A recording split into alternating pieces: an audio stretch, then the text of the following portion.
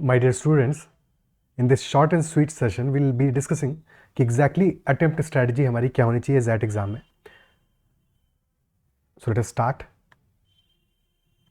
As we know, total 3 sections होंगे: VLR, decision making, and quant and DI. And VLR में there will be probably 26 or so questions, 26 or about 26 questions. DM में questions will be around 22. And in QADI questions will be around 28. So total around 76 questions will be there, and time allotted is 175 minutes. No sectional timing. There is a reason why there is no sectional timing in ZET examination, because they want you to take a decision on that as well कि तुमको कितना किस section में time देना है. ठीक है, और that is a relief also, because that way you get to have more amount of time for the section you are more confident about. So in general अगर तुम तीनों ही सेक्शंस में इक्वल फुटिंग पे हो, तुम्हें नहीं पता कि किस में ज़्यादा अच्छे हो किस में ख़राब हो, in that case ideal scenario in my suggestion will be that you should be giving around 50 minutes in VA section, around 50 minutes in DM section, and around 75 minutes in QADI section, because number of questions are more in QADI. Also they will be calculative, there will be more time that you need to have those questions correct. So definitely this should be the distribution. ये कब करना है? जबकि you are at equal footing. तुम्हें नहीं पता कि VA में either you are equally good or you are equally bad in both the scenarios. Second scenario is when you know that you are much better in VA section and maybe equal in DM and QADI. In that case, you should be giving some more time to VA section, the section that you are more confident in. So probably maybe 55 minutes. DM 45 to 50, and here you can spend 70. So this can be 55, can also be 60 if you are very good in VA और बाकी sections में उतना confident नहीं हो.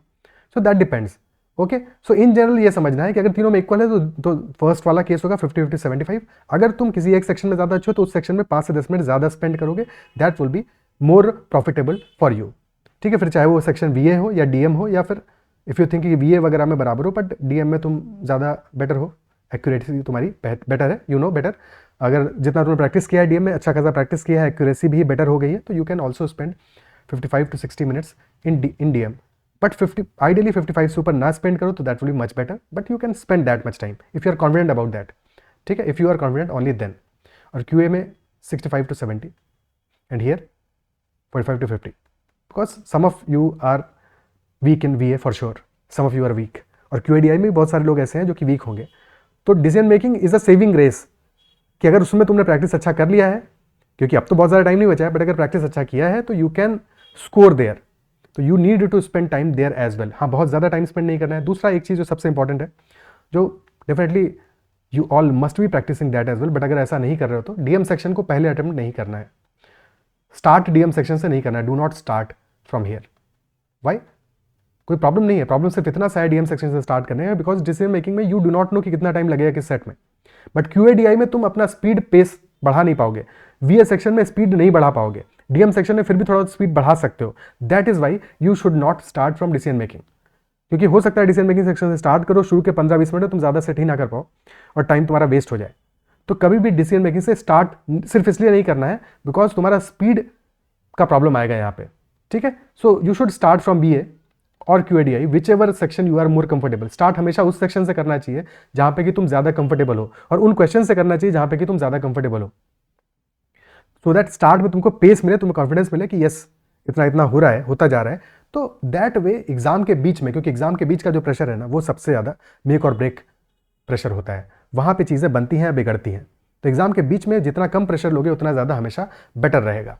And that is why you should start from your preferable section. ठीक है, इधर VA और QADI, और from your preferable topic. Also that we've seen in previous years. अगर QADI की बात करें, पहले DI की बात कर लेते हैं. तो in DI questions generally 3 questions के सेट आ रहे हैं, and in those 3 questions 1 or 2 are doable and 1 or 2 demand calculation. या फिर डिमांड ना भी कैलकुलेशन होगा, कैलकुलेशन तो बहुत ज़्यादा ना भी हुआ, but may be number crunching और something like that, number crunching चाहिए होगा, या कुछ और चाहिए होगा, ठीक है। So they will be time taking, time consuming होंगे basically. So I would suggest you should go for these 1 और 2 फर्स्ट, इनको सॉल्व कर लो। इसके बाद में अगर बचता है समय लास्ट में, टुवर्ड्स द लास्ट, तो देख लेना बाकी क्वेश्चंस को भी, क्योंकि तुम्हारा वो अगर टाइम दिया डीआई में तो वो बचा हुआ भी कर सकते हो, बट टुवर्ड्स द लास्ट अगर टाइम टेकिंग कोई क्वेश्चन है तो उसको स्किप मार दो। ऐसा कोई जरूरी नहीं है कि एक सेट का तुमने 1 या 2 क्वेश्चन अटेम्प्ट कर लिया है तो सारे क्वेश्चन अटेम्प्ट करने के चक्कर में अपना टाइम वेस्ट करने में लग जाओ, ठीक है। तो इस चीज़ को याद रखना है। और ये न सिर्फ डिसीजन मेकिंग बोल रहा हूँ, डेटा इंटरप्रिटेशन के लिए, बल्कि इन जनरल भी किसी क्यू के क्वेश्चन में अगर तुमने टाइम दिया है बट तुमको लग रहा है कि अब और ज़्यादा टाइम दिया तो कोई फायदा नहीं है, ये क्वेश्चन सॉल्व नहीं हो रहा है, फटाफट से इसको छोड़ दो, ठीक है। ये ईगो इशू ये जो है बहुत बार आता है, सबके साथ आता है, मेरे साथ भी आता है, बट एडवाइजेबल हमेशा यही रहेगा कि ऐसे केसेस में अपने ईगो को सबसाइड करो, उस क्वेश्चन को किनारे करो और अगले क्वेश्चन पे आगे बढ़ जाओ, ठीक है। जिंदगी में वो फंसाना जिसे अंजाम तक लाना न हो मुमकिन, उसे एक खूबसूरत मोड़ देकर छोड़ना अच्छा, ठीक है। तो उसको छोड़ देना है वहाँ पे, जिसको हम एक अंजाम तक यानी कि सही अंजाम तक, सही आंसर तक लेके नहीं जा पाएंगे, तो उसको टाइम पे छोड़ दें, बेटर है, अदरवाइज टाइम वेस्ट होगा और कोई बेनिफिट नहीं होगा हमको। That is second thing. Also in QA अगर तुम प्रीवियस ईयर के क्वेश्चंस देखो, रिसेंट ईयर्स के, तो अरिथमेटिक में questions are many questions are lengthy, जरूरी नहीं है लेंदी क्वेश्चन हमेशा डिफिकल्ट हो, but many times they are also. पढ़ने में भी टाइम लगता है, समझने में भी टाइम लगता है, तो लेंदी क्वेश्चंस को भी थोड़ा सा कोशिश करो कि towards the second half of the paper उनको अटेम्प्ट करो। पहले तुम छोटे जो क्वेश्चंस हैं जो कि लगता है कि जल्दी सॉल्व हो जाएंगे, पहले उन क्वेश्चंस को अटेम्प्ट करो। और इसीलिए सारे टॉपिक जो बचे हुए अरिथमेटिक के अलावा, चाहे वो अलजेब्रा हो, ज्योमेट्री हो, इनको भी रिवाइज करना जरूरी है, because you do not know कि कहाँ से ईजी क्वेश्चन आएगा। ऐसा कोई जरूरी नहीं है कि ईजी क्वेश्चन अरिथमेटिक्स होगा, उन टॉपिक से होगा जो जिनमें तुम कंफर्टेबल हो। कई बार ऐसा भी होता है कि ईजी क्वेश्चन उस टॉपिक से होगा जिसमें तुम कंफर्टेबल बहुत ज्यादा नहीं हो, बट ईजी क्वेश्चन तो बेसिक से हो जाएगा ना, ठीक है। So that is why you should be well versed in basic things in all the topics as far as possible, ठीक है। अगर कुछ टॉपिक्स तुमने छोड़े हुए हैं तो अगर उनका कोई 20-30 मिनट के वीडियो या छोटे वीडियो देके तुम्हें हेल्प मिल जा रहा है तो उतना काम कर लो, या एटलीस्ट फॉर्मूले तो रिवाइज जरूर कर लो, सो दैट अगर कोई फॉर्मुला बेस्ड क्वेश्चन आता है, कोई ईजी क्वेश्चन आता है, तो वो तुमसे स्किप ना हो। ईजी क्वेश्चन पेपर में कभी भी मिस नहीं होना चाहिए, और ये इतनी हमारी नज़र पारखी होनी चाहिए कि ईजी क्वेश्चन पेपर में हम सबसे पहले आइडेंटिफाई करें और उनको जरूर सॉल्व करना है, फिर वो किसी भी सेक्शन के क्यों ना हो, चाहे वो डिसीजन मेकिंग में भी क्यों ना हो। डिसीजन मेकिंग में भी ऐसा नहीं करना है जो ईजी सेट होगा, because there are always all kinds of sets decision making में। Some sets will be novel in nature, नए टाइप के होंगे। नॉवेल इन नेचर का मतलब ये हुआ कि नए टाइप के होंगे, इंट्रिकेसीज बहुत ज़्यादा भले ना हो।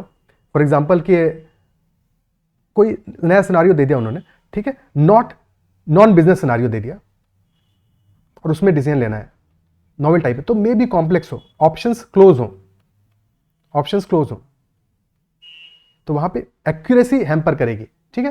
कि सेट पढ़ने में आसान होगा, बट जब ऑप्शंस पढ़ोगे तो एक्यूरेसी बहुत अच्छी नहीं आएगी। और कुछ डिसीजन मेकिंग सेट्स हो सकते हैं जो कि प्योरली बिजनेस सिनारियो में हो, या फिर बहुत रेगुलर क्वेश्चंस हो, बिजनेस सिनारियो ना भी हो but regular type of questions हो, जहां पे कि हमें प्रोग्राम डिसीजन लेना हो। प्रोग्राम डिसीजन का मतलब क्या हुआ, जिसके लिए हम प्रोग्राम्ड है, प्रोग्रामिंग है हमारा, ठीक है। जैसे फॉर एग्जांपल कि हम जब अरिथमेटिक में क्वेश्चंस करते हैं तो हमें पता है कि कुछ क्वेश्चंस ऐसे होते हैं कि हमें पता है एवरेज से इस टाइप के क्वेश्चंस आते हैं, तो वो तो हम फट से कर लेंगे, बट कोई नए टाइप का क्वेश्चन आ गया एवरेज से तो फंस जाएंगे, बिकॉज वहाँ पे पहले क्वेश्चन को समझना पड़ेगा, उसके बाद में अप्रोच हमारी आएगी। तो that is not a program decision, चाहे वो मैथमेटिक्स में, क्वांट में बात करें, क्योंकि क्वांट में भी ऐसे क्वेश्चन आते हैं बहुत सारे कि जहाँ पे क्या है प्रोग्राम डिसीजन नहीं लेना है, यानी कि डायरेक्टली फॉर्मुला अप्लाई नहीं हो रहा है, वहाँ पे हमें सोचना पड़ेगा पहले।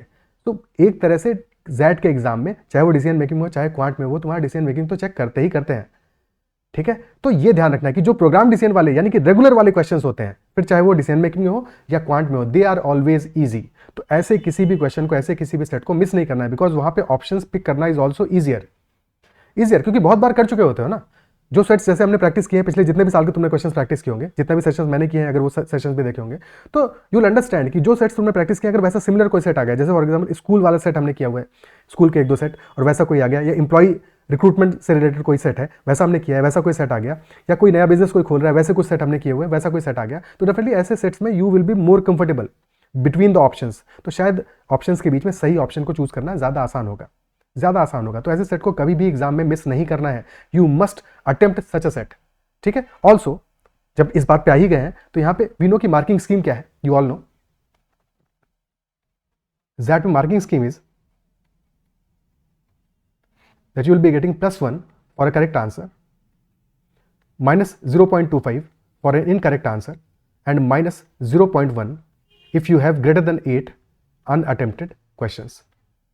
ये लास्ट वाला चीज बहुत इंपॉर्टेंट है, ग्रेटर देन 8 अनअटेम्प्टेड क्वेश्चंस, और ये -0.1 क्या है, पर क्वेश्चन है, पर क्वेश्चन है। तो इफेक्टिवली अगर तुम 8 से ज़्यादा क्वेश्चंस को स्किप कर रहे हो, in that case if there is a 9th question which you are skipping, तो स्किप करने पे you will be deducted -0.1 marks. और अगर तुम उसको अटेम्प्ट करते हो और गलत होता है तुमसे, in that case you will be punished with -0.25 marks. तो there is a difference of -0.15।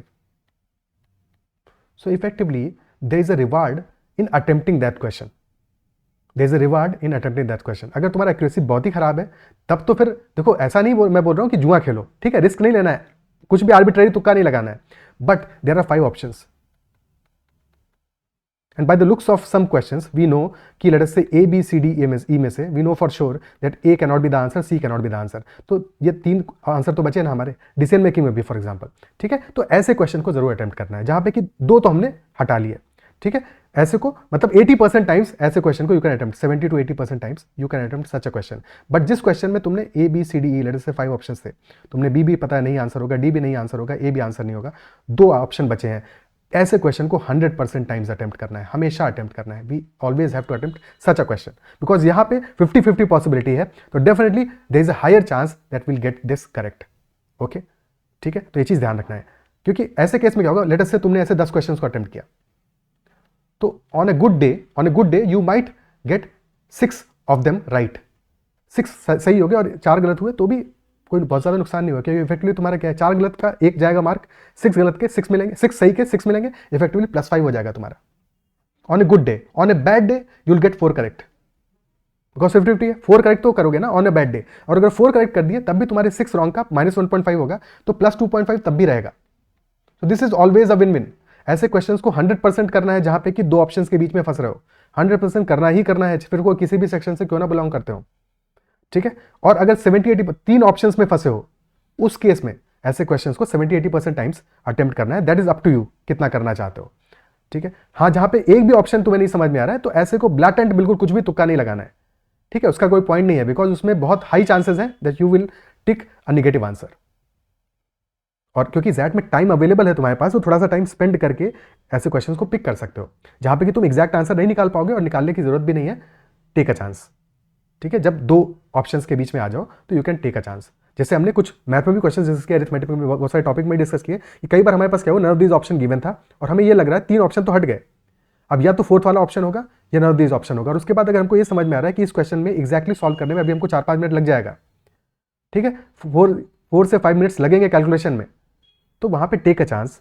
और नन ऑफ दीज के अलावा वाला जो ऑप्शन है, अगर तुमको लग रहा है कि ऑप्शन हो सकता है, डिपेंड करता है कि वैल्यूज क्या है, या फिर नन ऑफ दीज ऑप्शन होगा डिपेंडिंग अपॉन कि वैल्यूज क्या है, क्वेश्चन क्या है, तो you take a chance, take a leap of faith, और उस ऑप्शन को टिक करके आगे बढ़ जाओ, ठीक है। अपना टाइम सेव करो, उस टाइम में 2 क्वेश्चन और अटेम्प्ट करो, ठीक है, या 1 क्वेश्चन और अटेम्प्ट करो, क्लियर है, ठीक है। बट ये जुडिशियसली करना है, ऐसा नहीं है कि हर क्वेश्चन में ऐसे ही करते जाना है, ठीक है, you should be sure about the questions.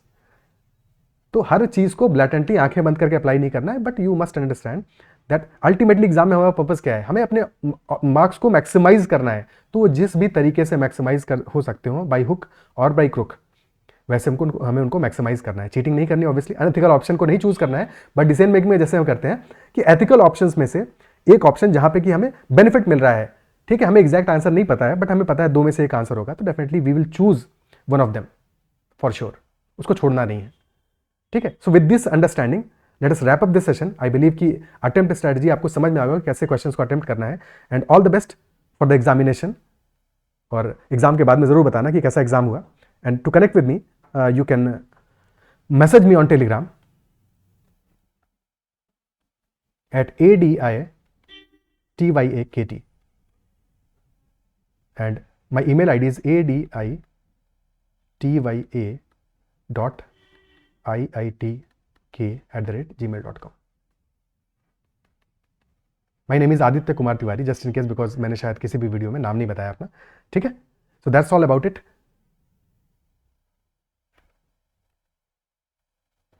All the best for the exam and see you after the exam. Bye bye. Take care.